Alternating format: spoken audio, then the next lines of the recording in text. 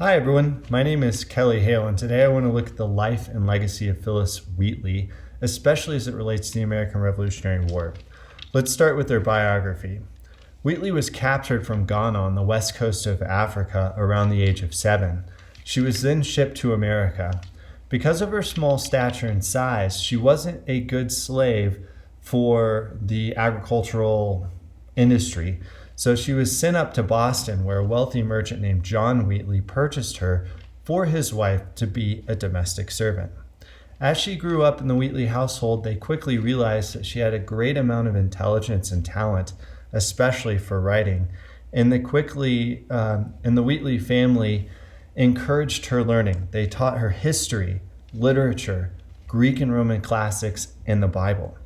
Her first published poem was a eulogy to the famous George Whitefield when she was only 13 years old. And in 1773, her poems were published in a book entitled Poems on Various Subjects, Religious and Moral.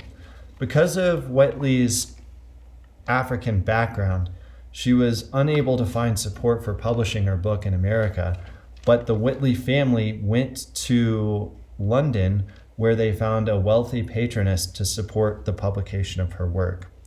Shortly after her book was published, she received her freedom, but unfortunately freedom did not translate to success, and she died a poor and abandoned woman at the age of 31.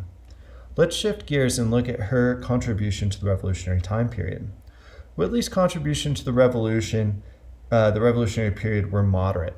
From her writings, it's obvious to tell that she was profoundly impacted by George Whitefield. Whitefield was an important Great Awakening preacher who some historians consider to be a cause of the Revolution.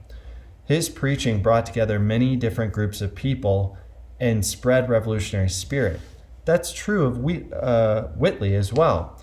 We can tell that the fact that she, an African American woman, was impacted by Whitefield's preaching suggests that his work was effective. Secondly, Wheatley was also well connected with revolutionary leaders, especially for someone of her social class. Thomas Hutchinson and John Hancock both endorsed her book.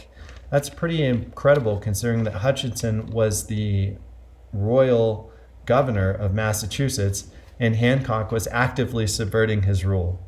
Also, she personally knew the Reverend Samuel Cooper, the pastor of the Brattle Street Church in Boston, a hotbed of revolutionary sentiment.